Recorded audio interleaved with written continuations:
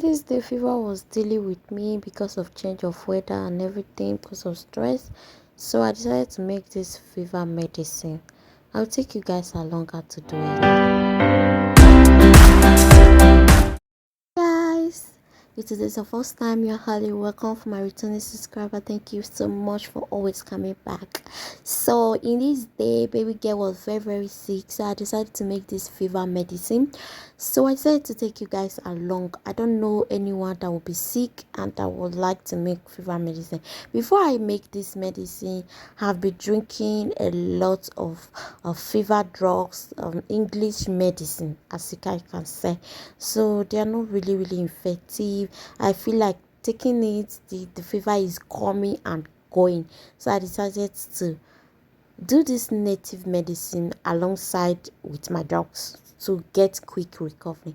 So in my pot here, I wanted to take you guys along when I was putting everything, but I forgot that my camera was not recording. Oh my god. So in here I have my pineapple, lime, lemon, garlic, ginger, carrot, different kind of nutrients mixing together to do this. And I also have um my native, this is the one that I'm putting right now. I don't really know what that thing called, but that thing work magic. It's work like prescribed.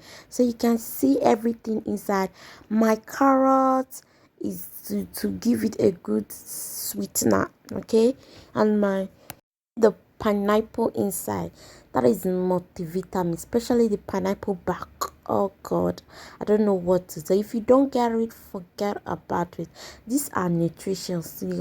It's not about you have to fall sick before drinking all these things. This need to be taken to our system. You know what's wrong with me is that I stopped taking all this my native medicine for a while. I stopped because I don't have that time to really cook them, so I stopped taking them. And if not, I could have not fought very sick like this. You can see I've leave it for a while to cook. You can see the water was full. They are still cooking. You can see the water is reduced. We still leave it to cook for a very long time.